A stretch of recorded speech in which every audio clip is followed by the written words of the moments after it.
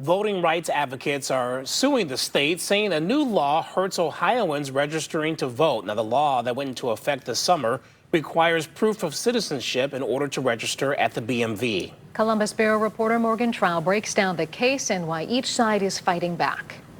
As you know, Morgan, your voice is your vote, and it's the opportunity to voice your concerns. Which is why State Rep Latina Humphrey is supporting litigation against a new Ohio law, one that requires proof of citizenship in order to register to vote at the BMV. Intentional to target urban communities, intentional to target those who may have disabilities. Voting rights advocates are suing Secretary of State Frank LaRose. Nonpartisan elections law expert Atiba Ellis explains that the lawsuit alleges the state is violating the National Voter Registration Act. The goal of the NVRA was to make sure that states would not only affirmatively offer the ability to register, but it also was meant for states to not create overly burdensome burdens around registration. He adds Ohio law already states only citizens can vote, and there could be issues since the new law requires proof of citizenship at just the BMV, but not when you register online. Requiring different things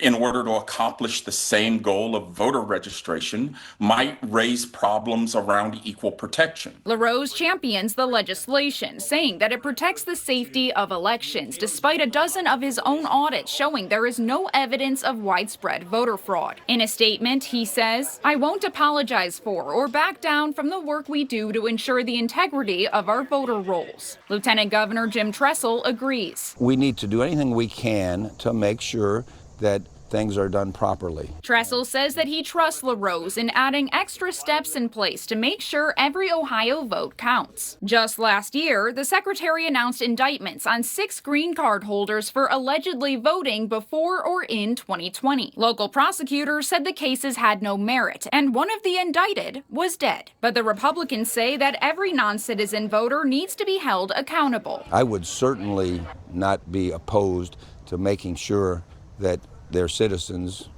that do the proper registration to have that opportunity to vote. Advocates say that this could place roadblocks for Ohioans who don't have access to technology or who may not be able to afford to pay for citizenship proof, like a copy of a birth certificate or passport. This was intentional to stop certain people from voting. A federal judge will decide whether or not to pause the law while the case is heard. At the Ohio State House, I'm Morgan Trow reporting.